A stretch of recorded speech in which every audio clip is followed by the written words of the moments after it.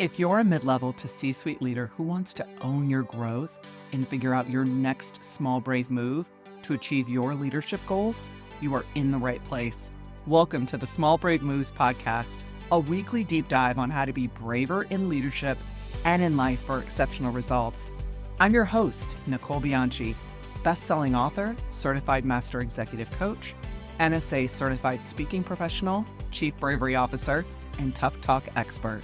If you're ready to become a better, braver, and more authentic leader, let's dive in. Hi, friends and brave leaders. I'm so happy to have you back for another episode of the Small Brave Moves podcast. Here's a question for you. If I walked up to you right now and asked, what's your leadership philosophy? Would you have a clear answer? Most leaders I coach do not. And it's not because they don't care about leadership. It's because they've never intentionally taken the time to define what they believe about leadership and how they want to show up. Instead, they adopt their company's mission, vision, and values, thinking, well, that's enough. But here's the truth. If you don't define your own philosophy, you're leading from someone else's. And that means you're reacting instead of leading with intention. So leadership philosophy is your personal blueprint. It's the lens through which you make decisions, handle conflict, and inspire your team. When you have one, it brings clarity, consistency, and confidence. It helps you build trust because people know what to expect from you, make decisions faster because you have clear guiding principles, stay resilient because you're anchored in what matters most, and lead bravely because you know who you are and what you stand for. Brave leaders do the deep discovery work to learn who they are, how they want to be, and how they want to lead. The clarity will give you a path forward to be a much more intentional leader, one small brave move at a time. Now you might be thinking, okay, I get why it's important, but how do I actually create one? This isn't about corporate jargon or buzzwords. It's about getting clear on who you are as a leader and putting it into words. And here's how you can start. So number one, define your core beliefs. What do you believe leadership is really about? How do you define success? Not just for yourself, but for your team. Number two, clarify your values.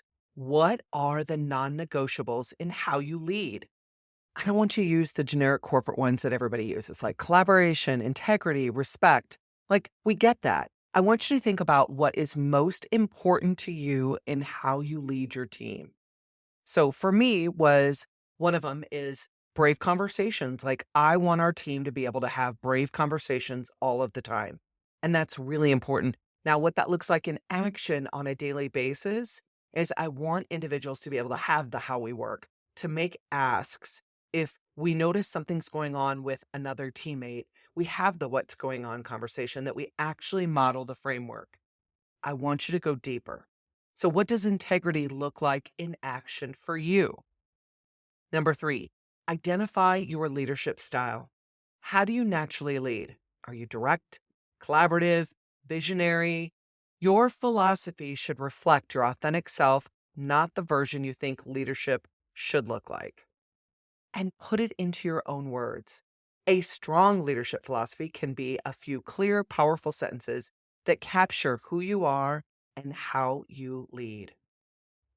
Now, once you have a draft, don't let it sit in a notebook. Leadership philosophies come to life when they're shared and practiced. I want you to say it out loud in team meetings.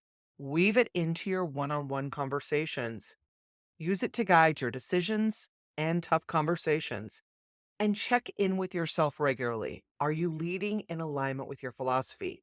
Because here's the thing, the life you lead is the legacy you leave. So here's my challenge for you.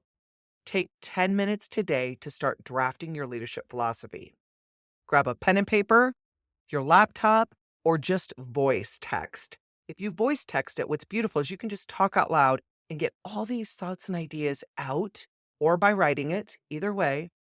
And you'll start to see some themes form for you.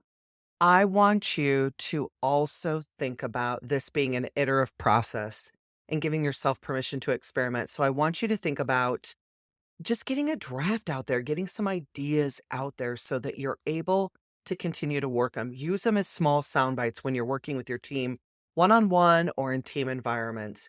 And when you do it, it begins to really crystallize what is most important for you. If you enjoyed today's episode, do me a quick favor. Rate and review the podcast on your favorite platform. Your feedback helps more leaders discover these conversations and the power of them. And I'd just love to hear what resonated with you. And don't keep this one to yourself. Please share it with a friend, colleague, or even your entire team, because leadership isn't about going at it alone. It's about growing together. So thank you for spending this time with me today. Keep making those small, brave moves, and I'll see you in the next episode. Thank you for joining me for this episode of the Small Brave Moves podcast. If you're wanting to take this work even deeper, I'm here to help. From engaging in inspirational keynote speeches to transformational coaching and workshops for leaders and teams, page-turning books, online courses, and enlightening leadership development retreats. There are so many ways that we can work together to take your leadership to the next level. For more information, check out the show notes, and let's do this together. One small brave move at a time. See you next week.